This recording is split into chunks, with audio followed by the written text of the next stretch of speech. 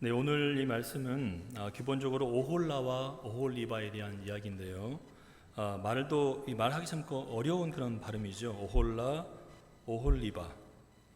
좀 방언 같기도 한데, 그렇죠?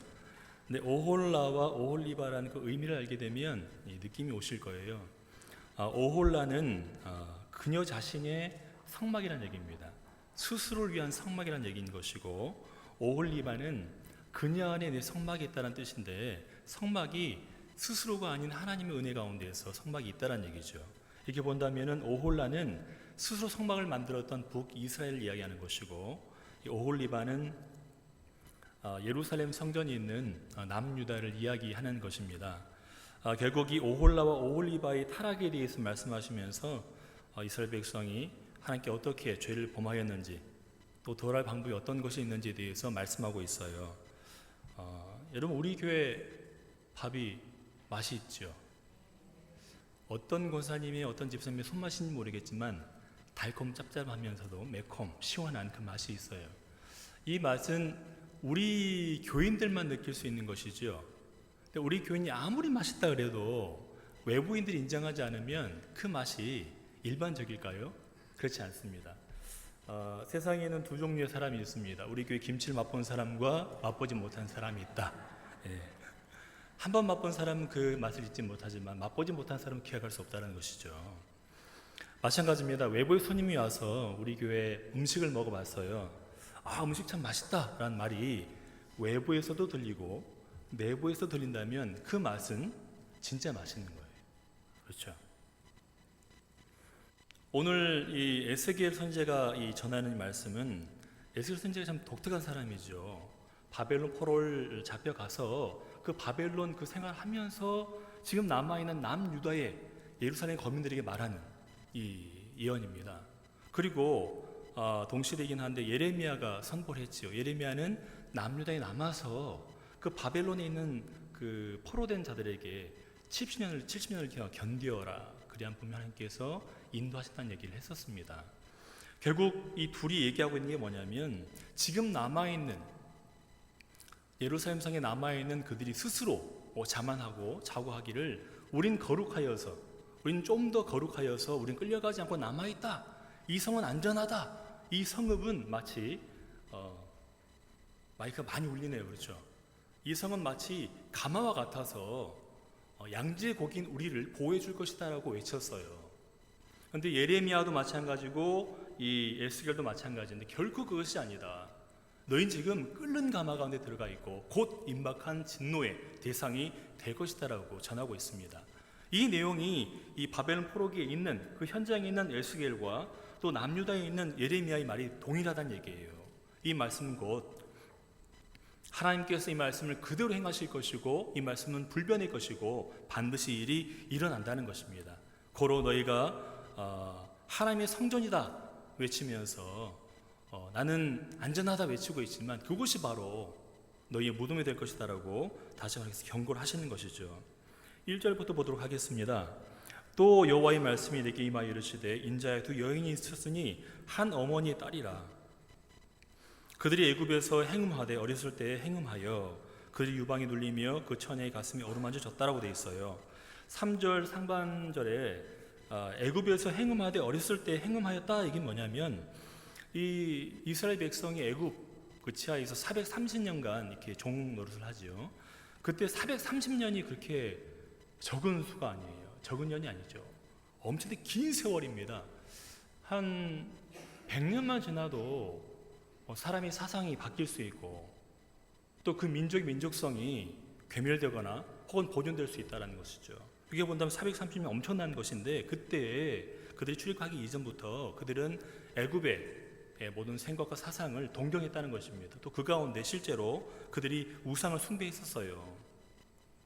그래서 그들이 그 우상을 숭배하거나 애굽 생활이 더 좋은 사람들 그냥 남고 나머지만 출애굽했던 것이거든요. 그렇게 본다면, 그래서 이 애굽에서 행음하였을 때 그때 그 감정과 그 생각 갖고 있는 너희들이 지금도 그러고 있다라고 질타하고 있는 것입니다. 그래서 4절 보니까 그 이름이 형은 오홀라요 아우는 오홀리바라. 그들이 내게 속하여 자녀를 낳았나니 그 이름을 말하면 오홀라는 사마리아요 오홀리바는 예루살렘이니라 되겠습니다. 우리는 분명히 알고 있죠. 솔로몬 때에는 하나님께서 다윗의 은혜로 참았어요. 다윗이 하나님께 너무나 큰 은혜를 그리고 하나님께 큰 사랑을 받았기 때문에 또 하나님도 인정하셨기 때문에 그 아들인 솔로몬 때만큼은 그 나라를 나뉘지 아니하고 보존케 해줬습니다. 솔로몬이 죄를 지었지만 하지만 솔로몬 이후에는 남유다 북이스라엘을 나뉘게 되었습니다. 우리가 역사적으로 충분히 그 사실은 알고 있죠. 그래서 북이스라엘은 여로보암을 통해서 10지파가 모여서 북이스라엘 왕국을 세우게 되었고 남유다는 2지파와 르호보암이 세워서 남유다를 지키게 되죠. 여기서 봤을 때 이 오홀라 아까 제가 말씀드렸지만 그녀 자신의 장막이다라는 얘기 스스로 세웠다는 얘기죠. 이게 뭐냐면 북이스라엘이 처음 나뉘었을 때 여로보암 왕이 한 가지 수건 사업이 있었습니다. 그게 뭐냐면 그러니까 절기만 되면은 자꾸 북이스라엘 그 땅에 있는 시민들이 백성들이 자꾸 남쪽으로 내려오는 거예요. 왜냐하면 예루살렘 성이 밑에 있기 때문에 남유다에 있기 때문에 지금 땅이 나뉘어져 있는데도 불구하고 자꾸 북이스라엘 사람들이 자꾸 남쪽 유다로 내려가서 예루살렘 성에 하나님께 예배를 드리고 또 가축들을 가지고서 하나님께 예배를 드리니까 번제 수제 드리니까 이 여로보암 왕이 심기가 불편했던 것이죠. 그게 정치적이면서 그런 야욕이 불타오르면서 여로보암 왕이 한 게 뭐냐면 거짓 선제를 세운 것이죠. 그래서 남쪽 베델, 북쪽의 단과 베델에 신상을 세워놓고 거기 거짓 선제를 세워놓고서 그곳에서 예배하면 된다. 그러면 남쪽 유다까지 내려갈 필요 없고 예루살렘 성까지 내려갈 필요 없고 이 베델과 단에서 예배하면 충분하다라고 그들을 설득하기 시작합니다. 결국 이 제단을 마음대로 만들어버린 것 그리고 그곳에 거짓 선자를 심은 것 때문에 이 여로보암의 죄를 계속 묻게 되는 것이죠. 그 죄로 인해서 오홀라의 뜻, 즉 그들의 필요에 의해서 성막을 만들고 성전을 만들어서 하나님께 예배했다는 그 예배는 하나님께서 받지 않으셨다는 얘기가 바로 이 오홀라라는 단어 속에 들어가 있습니다. 그렇다면 이 오홀리바는 누구인가? 예루살렘인데요. 이 예루살렘에 성전이 있습니다. 하지만 그 성전에는 하나님께서 거하지 않으셨죠. 이 두 구절이 굉장히 짧은데 이 구절을 봤을 때 나름 깨닫는 그 무언가가 있었습니다. 뜨거워지는 그 무엇인가가. 세상에는 성전이 많죠. 교회가 많습니다. 그 교회 가운데는 하나님이 떠난 교회도 있습니다. 혹 교회를 다니긴 다니지만 자기 마음대로 혹은 교회가 있긴 하지만 그곳에 예수님이 하나님이 안 계시는데 있는 것처럼 꾸며 사는 사람도 참 많이 있습니다. 알고 계시지만 영국에는 하나님이 없는 교회가 있어요. 말 그대로 하나님 빼고 모든 예배가 다 있습니다. 묵도도 하고 찬송도 하고 설교도 다 해요. 하지만 그 가운데 하나님은 단어가 없습니다. 하나님 완전히 배제하고 인간성, 자신의 어떤 자아라든지 자기 어떤 특기라든지 인류의 어떤 가장 존엄된 그런 것들을 얘기하면서 하나님보다 낫다라고 그들이 주장하는 것이죠. 하나님이 없는 교회는 의미가 없어요. 그렇지 우리가 보기엔 하나님이 없는데 교회에 있거나 교회에 있지 않거나 하는 의미가 없다라는 것입니다.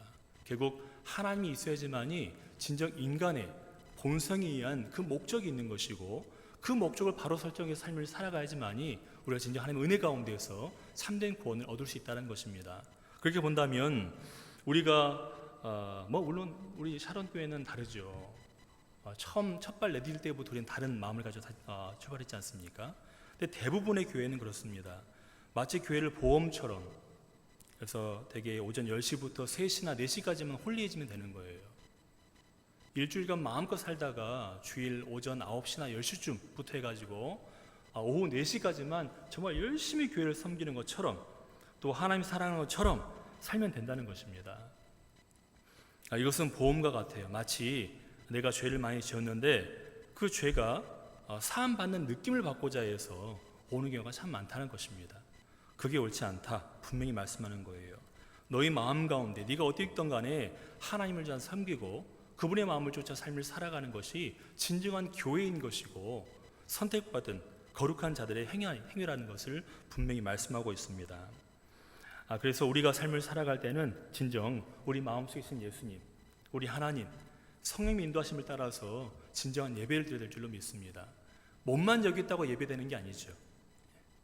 진정 하나님은 우리의 정성, 우리의 뜻, 우리 마음을 다 보고 계십니다. 그 모든 걸 받으시면서까지 사랑하시는데, 진정 우리가 기도할 때나 예배할 때만큼은 아벨의 제사, 아벨의 삶을 받으시고 그의 제물을 받으셨던 그 하나님을 기억하면서 삶을 살아가시를 부탁을 드립니다. 이제 5절의 말씀 보시면, 오홀라가 내게 속하였을 때에 행음하여 그가 연애하는 자 곧 그의 이웃 아수르 사람을 사모하였더니, 이때 이 아수르가 신은 강자였습니다. 메소포타미아 그 지역에서 떠오르는 샛별이고 강력한 그런 나라였었거든요. 그 전은 애굽이 좀 강성했지만 이 다음부터는 아수르였습니다. 그래서 오홀라라 이야기하는 사마리아 역시, 북이스라엘 역시 애굽과 친하게 지내다가 애굽을 버리고 아수르로 그들의 충성을 바치게 된 것이었죠. 그들은 다 자색 옷을 입은 고관과 감독이요 준수한 청년이요 말 타는 자들이라. 그가 아수르 사람들 가운데 잘생긴 그 모든 자들과 행음하고 누굴 연희하든지 그들이 모든 우상으로 자신을 더럽혔으며, 그가 젊었을 때에 애굽 사람과 동침하며 그 처녀의 가슴을 어루만졌으며 그의 몸에 음란을 쏟음을 당한 바 되었더니 그가 그때보다 행음함을 맞이하지 아니하였느니라. 그러므로 내가 그를 그의 정든 자 곧 그가 연애하는 아수르 사람의 손에 넘겼더니 그들이 그의 하체를 드러내고 그의 자녀를 빼앗으며 칼로 그를 죽여 여인들에게 이야기거리가 되게 하였나니 이는 그들이 그에게 심판을 행하매니라. 결국 이 북이스라엘은 애굽과 친하다가 그들의 마음을 아수르로 옮겼습니다. 강자니까, 그리고 충성을 다하게 되겠지만 결국 화친 맺었던 그 아수르에 의해서 멸망당하게 되죠. 그 다음에 이제 11절에 보면 그 아우였던 오홀리바가 어떻게 행동했는가에 대해서 이야기합니다.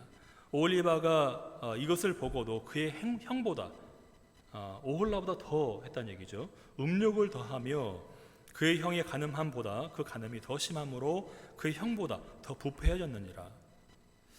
요감에서 담는다는 얘기도 있는데 너무 심하게 성추력을 해버린 것 같습니다. 그래서 음욕이 더하고 간음보다 더 심했다라고 하나님께 두고 보시기에 역겨워서 내가 널 볼 수 없다고 말씀하실 정도로 그렇게 행했다는 것이죠. 그도 그럴 것이 오홀리바라 얘기하는 이 남유다 사람들은 이들 역시 애굽에 굉장히 친하게 지내다가 아수르의 신흥 강자가 떠오른 걸 보고 또 그들에게 공양을 바쳤습니다. 그러다가 이제 바벨론에게 또 머리 숙여서 그들에게 또 충성을 다짐하게 되죠. 그 다음 마지막에 또 우리가 나오겠지만 22절의 말씀처럼 시드기야가 바벨론에 충성을 다하다가 결국 그 내신들에 의해서 바벨론을 배신하게 되죠. 그로 인해서 바벨론 사람들이 와서 시드기야를 죽이고 눈을 빼버리고 그 아들 다 죽이고 또 예루살렘 성을 완전히 폐파해버리는 그런 상황이 일어나게 되는 것이죠. 12절, 그가 그의 이웃 아수르 사람을 연애하였나니 그들은 화려한 의복을 입은 고관과 감독이요 말타는 자들과 준수한 청년이었느니라. 그도 여인이 한 길로 행함으로 그도 더러워졌음을 내가 보았노라. 어느 하나 나은 것 없이 둘 다 똑같이 그 삶을 살아갔다는 것입니다. 음행했다는 것이죠. 여기서 음행했다는 것을 우리가 좀 생각을 해봐야 됩니다. 단순히 남녀 간에 올바르지 않은 그런 관계만 얘기하는 것이 아니라 여기서 음행은 하나님과의 관계에 있어서 하나님을 버리고 우상을 따라가는 것을 행음하였다라고 얘기했어요. 왜 그렇게 얘기했냐면 우리가 많은 성경 강좌를 통해서 많이 배우셨을 겁니다. 하나님을 안다라는 그 단어를 야다라는 얘기를 쓰지요. 히브리어로. 이 야다라는 단어는 다른 게 아니라 부부와의 관계를 얘기하는 겁니다. 부부간의 관계. 남녀가 만나서 사랑을 했습니다. 이 사랑의 최종의 단계가 결혼 아니겠어요?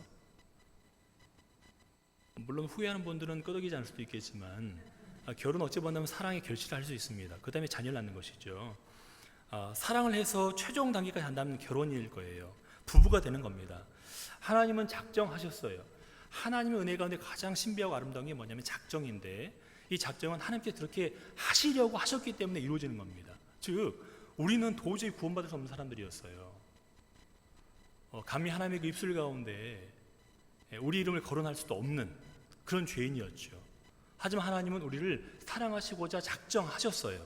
그렇기 때문에 우리를 사랑하시는 겁니다. 그 작정 가운데 많은 것들이 있지만 그 가운데 예정이 있는 것이고 그 예정의 순리 가운데서 우리가 구원받게 되는 것이었지요. 우리 하나님 모든 걸 다 내어놓으시고 우리를 사랑하셨어요. 그런데 그 사랑을 받던 우리가 행음하였어요. 하나님을 기쁘시게 여기고 하나님을 사랑하고 그 은혜를 누리고 또 그 감사한 삶을 살아가야 될 것인데, 또 하나님께 영화롭게 해드려야 될 것인데, 그 모든 걸 다 버려버리고 옆에 하나님이 계신데도 불구하고 다른 사람과 연애를 하고 있다면 얼마나 마음이 아프시겠습니까? 그리하여서 행음이란 단어는 우상을 숭배하는 그 자체를 대표해서 얘기하는 것입니다. 그가 음행을 더하였으면 붉은색으로 14절에 벽에 그린 사람의 형상 곧 갈대 사람의 형상을 보았음이니 그 형상은 허리를 띠고 동이고 머리를 긴 숭으로 쌌으며 그 용모는 다 준수한 자 곧 그의 고향 갈대아 바빌론 사람 같은 것이라. 그가 보고 곧 사랑하게 되어 사절을 갈대아 그들에게 보내매 바벨론 사람이 나와 연애하는 침상에 올라가 음행으로 그를 더럽히매 그가 더럽힘을 입은 후에 그들을 싫어하는 마음이 생겼느니라. 참 신기하죠. 보세요. 17절 바벨론 사람이 나와 연애하는 침상에 올라 음행을 했어요. 그런데 바벨론 사람이 아니라 그 더럽힘을 당한, 그 더럽힘을 입은 이스라엘 백성 남유다 사람이 그들을 싫어하는 마음이 생겨서 다른 데로 눈을 돌린다는 얘기입니다. 여러분, 우리가 구약을 쭉 보고 있는데 암논 있죠. 그 다윗의 아들 암논이 다말을 범하죠. 그 다음에 암논이 다말을 실어서 내쫓아버리죠. 정말 나쁜 케이스긴 하지만 이런 게 좀 나쁜 것인데 좀 정상적이잖아요. 범한 사람이 실어서 내보내버리지 않습니까? 근데 특이한 것은 이스라엘 백성, 이 남유다 사람들은 자기들이 범함을 당했어요. 그런데 그 범한 사람을 싫어해버리고 다른 데를 또 본다는 얘기입니다. 뼛속까지 음행함이, 추잡함이, 또 창리의 그 마음이 있었다는 얘기를 하고 있는 겁니다. 어떻게 그럴 수 있느냐라고 얘기하는 거죠. 죄의 눈이 어두우면 판단할 수가 없습니다. 근거가 없으니까요. 기준이 상실돼 버리니까 더 이상 그들이 무언가를 행동할 때 그 기준에 맞춰 할 수가 없는 것이었죠. 18절 보시면 그가 이같이 그의 음행을 나타내며 그가 하체를 드러내므로 내 마음이 그의 형을 싫어한 것 같이 그를 싫어하였으나 그가 그의 음행을 더하여 젊었을 때 곧 애굽 땅에서 행함하였던 걸 생각했다고 돼 있어요. 이제 바벨론 저리 가라 하고 이제 애굽 쪽으로 또 행음하려고 마음을 돌이키고 있는 그 상황을 보여주고 있습니다. 그의 하체는 나귀 같고 그의 정수는 말 같은 음란한 간부를 사랑하였도다. 내가 젊었을 때 행음하여 애굽 사람에게 내 가슴과 유방이 어루만져졌던 것을 아직도 생각하도다. 그러므로 오올리바야 주 여호와께서 이같이 말씀하셨느니라. 나는 내가 사랑하다가 싫어하던 자들을 충동하여, 이 바벨론이겠죠, 그들이 사방에서 와서 너를 치게 할 것이다 라고 얘기하고 있습니다. 이 두 자매의 삶을 보면 대략 세 가지 정도의 하나님께 대한 잘못을 우리가 찾을 수가 있습니다. 첫째는 우상 숭배이죠. 처음에 애굽에서 나오기 전부터 섬겼던 그들의 마음속에 우상들, 타락한 사람의 마음은 우상 숭배 공장이라고 얘기했어요. 루터가 한 말인데, 타락한 사람의 마음속에서 나올 수 있는 것은 우상을 섬기고자 하는 그 마음이라는 것이죠. 이들도 마찬가지였습니다. 애굽을 상징하는 태양신이라든지, 여러분 그 애굽 출애굽할 때 10가지 재앙이 있죠. 그 재앙에 피개, 개구리, 이 파리, 메뚜기 있죠. 이 개구리, 메뚜기, 파리 이런 곤충들도 애굽의 신이었어요. 그래서 이 애굽을 강하게 타격했던 10가지 재앙이 들어가 있는 이 곤충들이 그들이 섬겼던 신이었다는 것이 바로 굉장히 신기한 것이죠. 그들이 섬겼던 파리, 파리를 섬기고 있어요. 화장실만 있는데 파리를 섬기고 메뚜기 섬기고 개구리 섬기고, 우리는 그 신을 잡아먹었잖아요. 뒷다리 폭 빼가지고. 세대 차이가 좀 나네, 그렇죠? 우린 잡아먹고 그냥 쫓았던 그것을 가지고 신이라고 하며 섬겼던 애굽인을 보게 됩니다. 근데 그 애굽이 섬기던 신에 의해서 고난받게 함으로써 생각이 완전 깨지게 만들고 참 신이 누군가인가를 다시 한번 얘기해 주면서 이스라엘 백성을 놓이게 만든 것이거든요. 그들이 이렇게 섬겼던 것입니다. 또 가나인들이 섬겼던 바알과 아세라, 그리고 나중에 나오겠지만 몰렉 같은 경우도 이들이 즐겨 섬겼다는 것입니다. 이렇게 우상 숭배했던 그 자체가 행음한 것이다라고 분명히 말씀하셨고, 또 뭐냐면 안식일을 범했어요. 하나님께서 말씀하시길 안식일 같은 경우는 하나님께서 그들에게 거듭 말씀하시면서 반드시 지켜야 된다고 하셨거든요. 너와 나의 약속이기 때문에. 근데 그들 역시 에스겔 20장 이후에 보면 안식일을 범한 내용이 나옵니다. 에스겔 20장 21절을 보게 되면 제가 잠깐 읽어드리겠습니다. 에스겔 20장 21절. 그러나 그들의 자손이 내게 반역하여 사람이 지켜 행하면 그로 말미암아 삶을 얻을 나의 율례를 따르지 아니하며라고 되어 있어요. 또 나의 규례를 지켜 행하지 아니하였고 나의 안식일을 더럽혔다라고 되어 있습니다. 그 율례대로 지키면 은혜가 있고 복이 임할 것인데 그걸 발로 차버리고 조상이 했던 그대로 너희도 그러고 있다라고 얘기하면서 안식을 지켜라 라고 말씀하고 있는 것이죠. 이런 안식일을 범했습니다. 그게 의롭다라고 생각하면서 이방의 우상 신상 앞에 가서 절을 하고 기도했던 것이죠. 마지막 세 번째는 뭐냐면 주변 열강을 의뢰했습니다. 결국 열강 의뢰했던 그 열강들에 의해서 그들 역시 완전히 파멸을 맞게 되는 것을 보게 됩니다. 28절을 보게 되면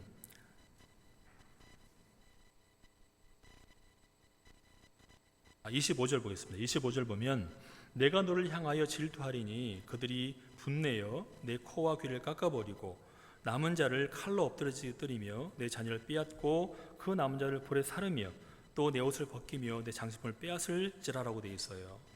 25절에 내 코와 귀를 깎는다는 이 얘기는 이 고대 근동의 형벌인데요. 이 가늠하다 걸린 여인을 이렇게 다루었어요. 즉 이 얘기는 뭐냐면 하나님을 버리고 외도하는, 즉 주의 말씀을 버리고 우상을 쫓는 이스라엘 백성들 너희는 가늠한 여인과 같고 너희 코와 귀를 베어버리고 그러한 그 상처를 줌으로써 다시금 돌아올 수 있도록 귀화갈 수 있도록 혹은 그 외에 이방들이 너희를 보면서 깨우칠 수 있도록 만들겠다라고 말씀하고 있습니다.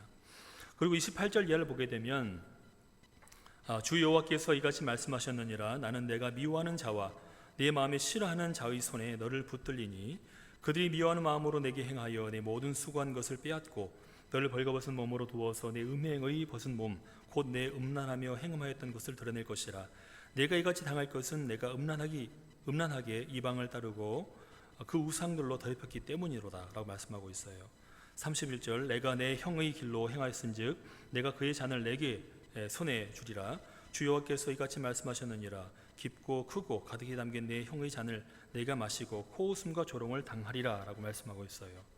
이방에 의해서 내가 조롱을 당할 것이다 라는 말씀입니다. 실제로 예레미야서를 보게 되면 그들이 바벨론의 침공을 받았을 때 이 바벨론의 사령관 느부사라단이 이야기하죠. 이 말씀은 예레미야 40장에 나오는데요.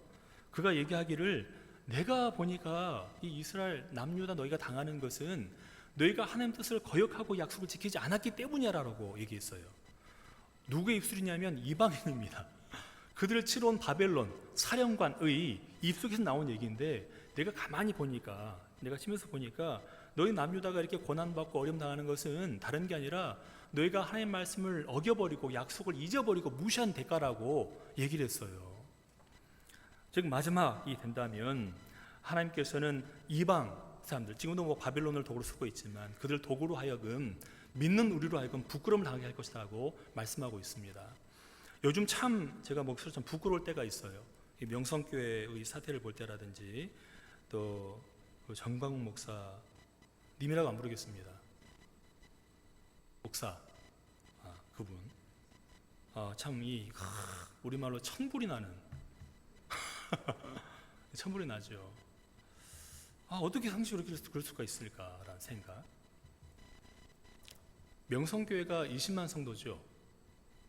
우리 광양시가 16만, 17만, 15만. 예. 어떤 분은 16만 기분 나빠하시더라고요. 16만 5천쯤 된다 이렇게 하시는데 우린 좀 더 있다 이거죠. 우린 좀 돼. 그래도 명성교회만 못합니다. 그렇게 생각해 보세요. 명성교회가 20만이니까 거긴 한 시나 마찬가지예요. 그럼 스스로 자립할 수 있거든요. 지키고 싶은 게 많은 겁니다.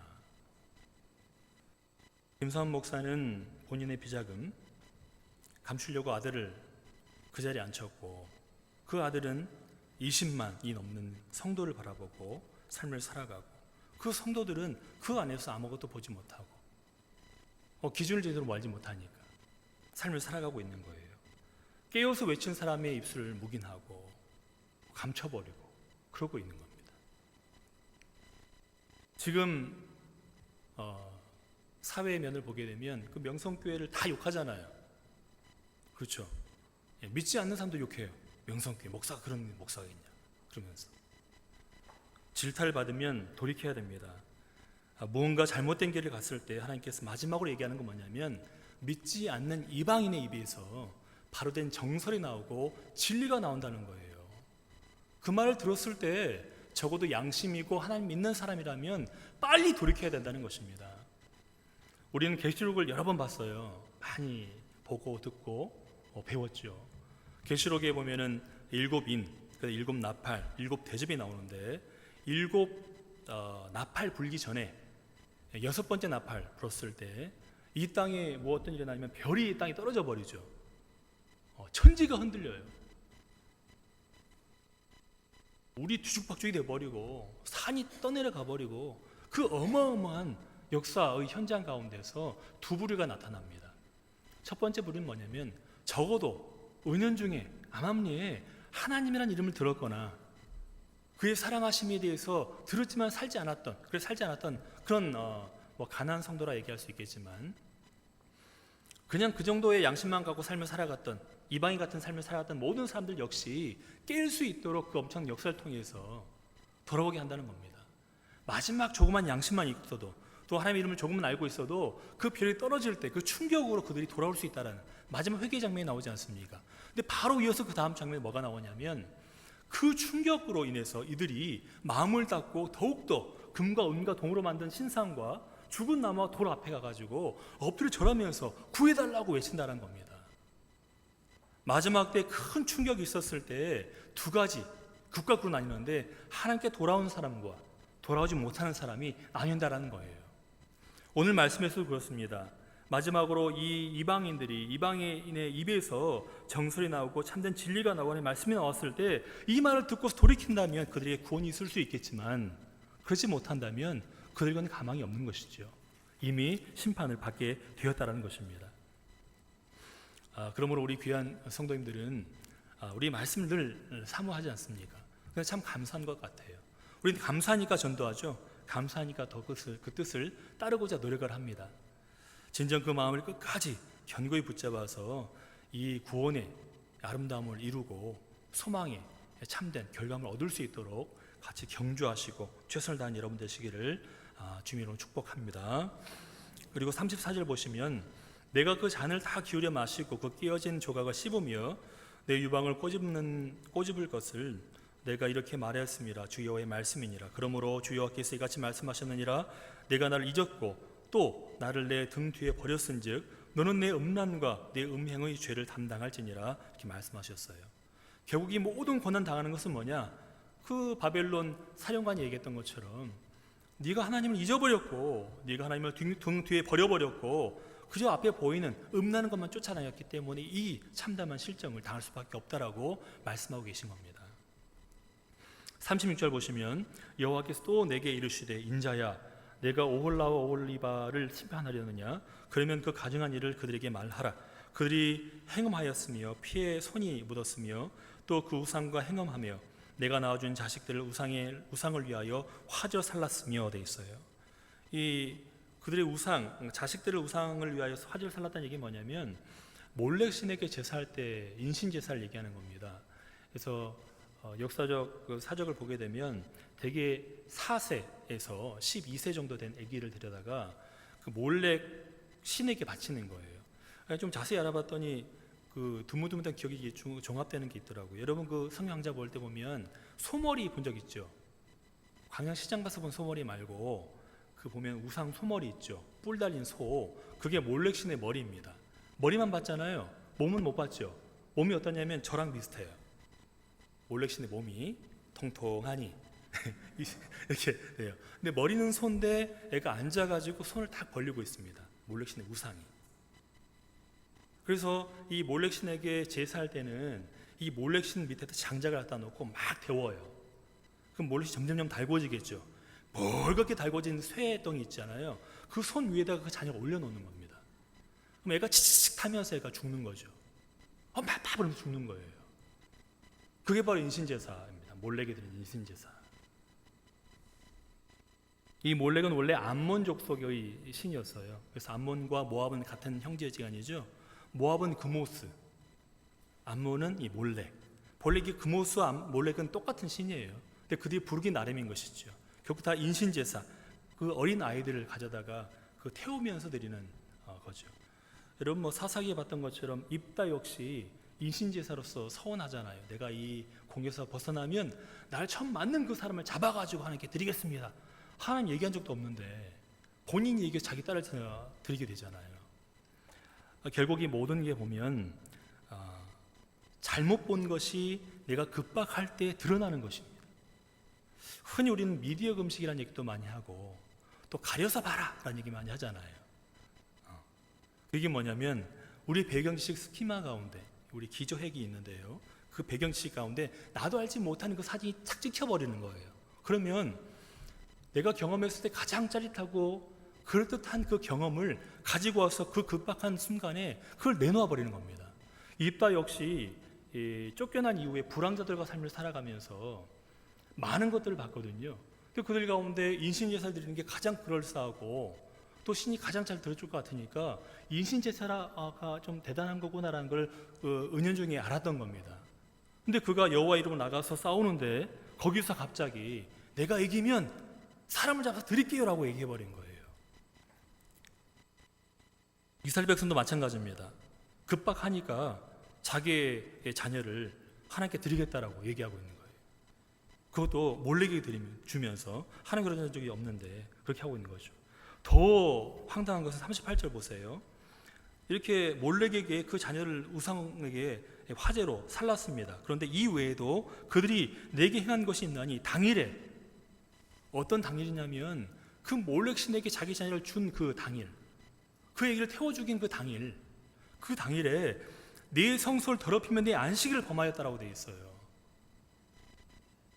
우리가 상식적으로 이해가 가요. 이럴 수가 있을까? 얼마나 하나님은 정말 힘드셨을까?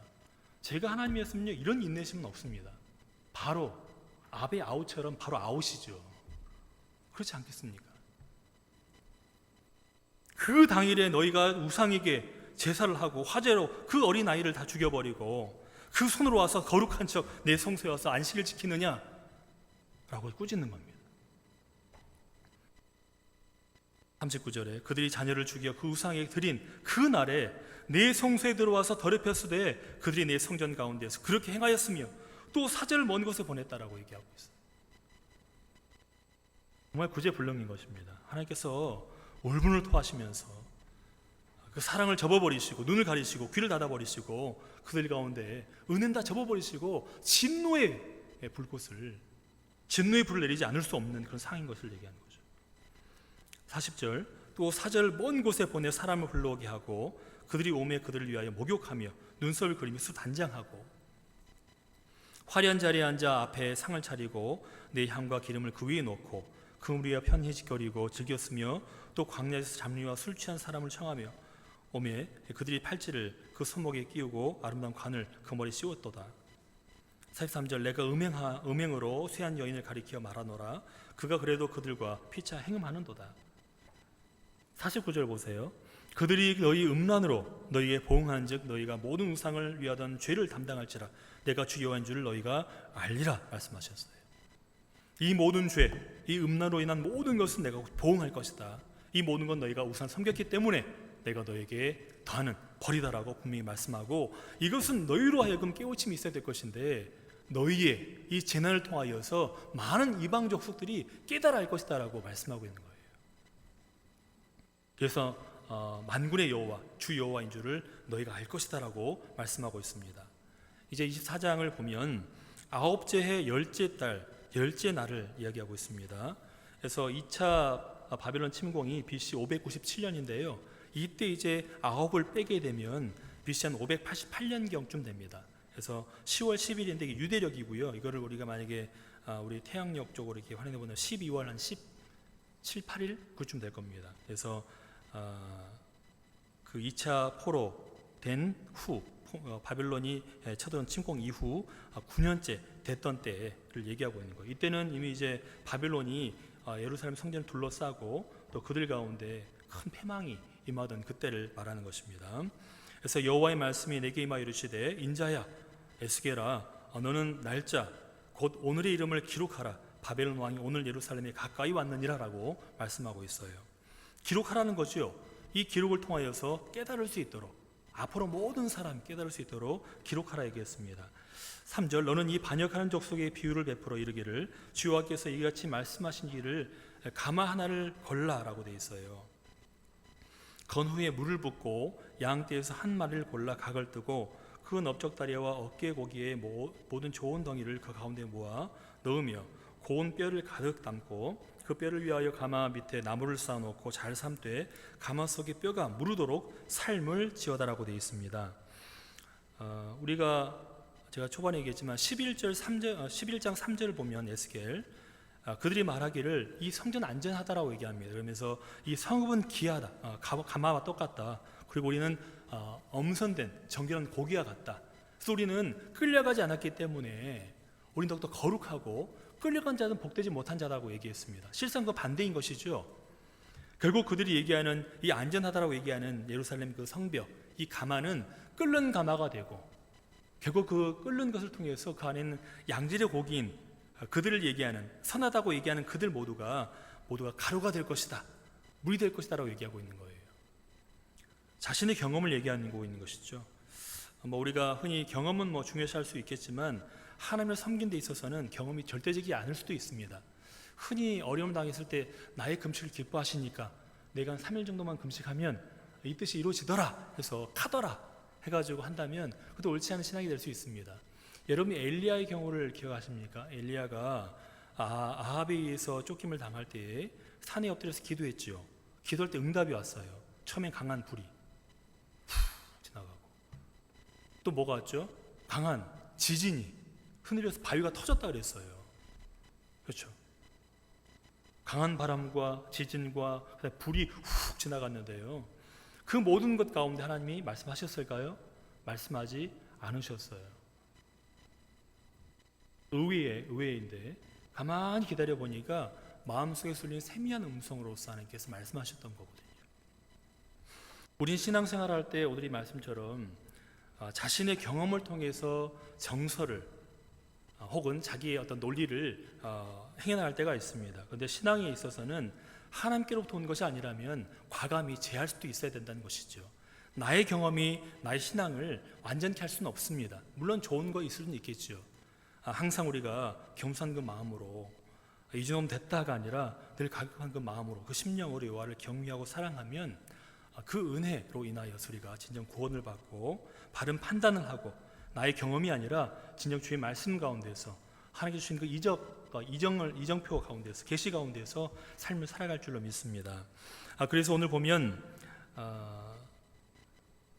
6절 보세요. 6절 보면 그러므로 주 여호와께서 이같이 말씀하셨느니라 피를 흘린 성읍 녹슨 가마 곧 그 속의 녹, 이 녹이 무엇일까요? 이 녹은 죄겠죠. 죄, 그들의 죄악입니다. 녹을 없이 하지 아니한 가마여 화 있을진저 제비 뽑을 것도 없이 그 덩이를 하나하나 다 꺼낼 것이다.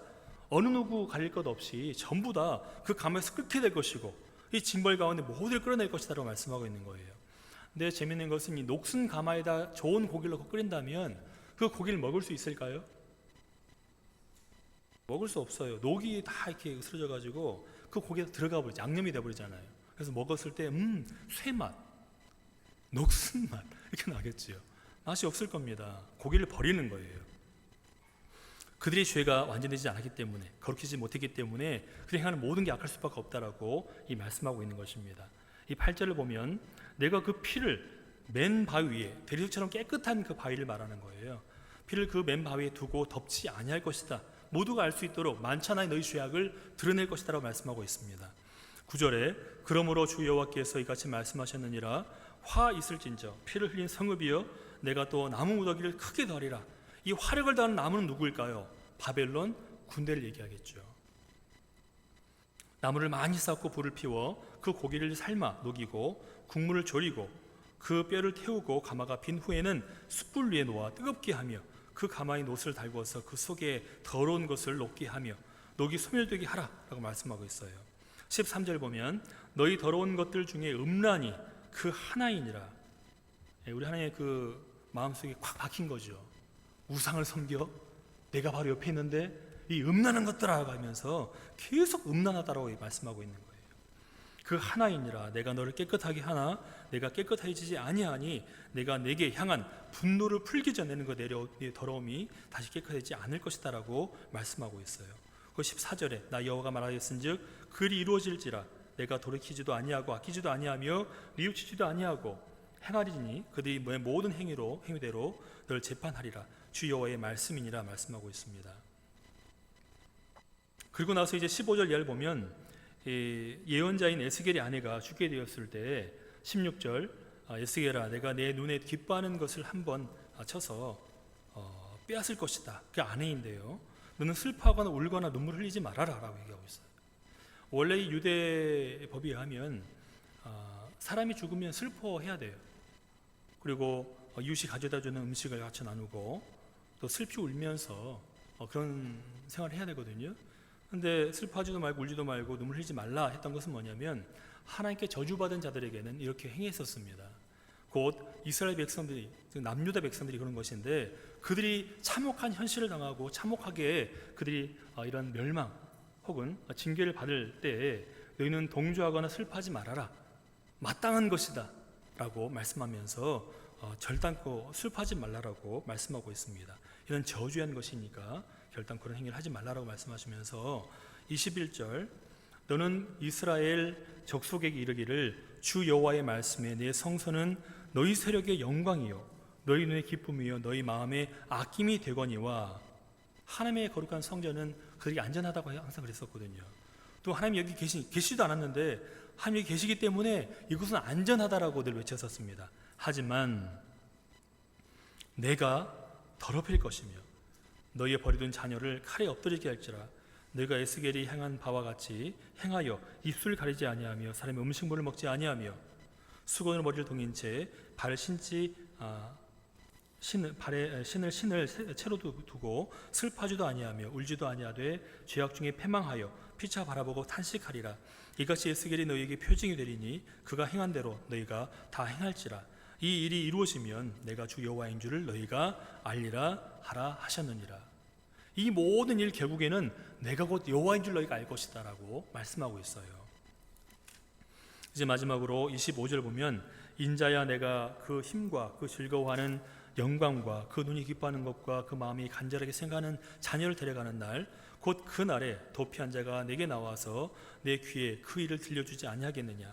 그날에 내 입이 열려서 도피한 자에게 말하고 다시는 잠잠하지 아니하리라. 이같이 너는 그들에게 표징이 되고 그들은 내게 여호와인 줄을 알 것이다 라고 말씀하고 있어요. 이 두 장을 요약해 본다면 음행하지 말라라는 단어로 얘기할 수 있습니다. 또한 하나님이 계시지 않는 곳에 우리가 열정을 쏟을 것이 아니라 진정 하나님을 의뢰하고 그분을 섬기며 삶을 살아가야 될 것을 분명히 말씀하고 있죠. 가장 중요한 것은 우리의 경험을 의지하는 것보다는 그때그때 주는 그 은혜를 우리가 의지하는 게 낫습니다. 실제로 히브리서 6장과 10장을 보면 이런 말씀이 나와요. 한 번 은혜를 경험하고 성령의 인도하심을 받은 자가 예수를 부인해버리고 배교해버리면 그는 구원받을 수 없다라고 되어 있습니다. 어떻게 그 죄를 담당하겠느냐 말씀하시면서 결단코 너희는 저주받는 자가 되지 말아라. 그 사랑을 누리고 그 은혜를 안다면 성령께서 함께 하신 것을 내가 경험했다면 결단코 어떤 상황이 있다 하더라도 배교하지 말고 그 길을 따라가라고 말씀하셨어요. 우리는 삶을 살아갈 때 많은 선택의 길 가운데 놓여 있습니다. 그 길 가운데 우리가 선택하는 그 하나하나가 진정 우리의 신앙이 되고 우리 믿음이 고백이 되고 또 우리 살아계신 하나님께서 옆에 보고 계시는데 잘못된 길로 가는 것이 아니라 그분의 뜻에 합한 삶을 살아가는 여러분 되시기를 부탁을 드립니다. 그리하여서 진정 안전하다 외치면서 녹슨 가마에 들어가는 그 미련한 자와 같이 삶을 살아가는 것이 아니라 우린 바로 깨어서 이 진리된 말씀 가운데 바로 서서 하나님의 말씀을 선포하고 그 말씀에 힘입어 삶을 살아가는 여러분 되시기를 주님의 이름으로 축복합니다. 네, 기도하시겠습니다.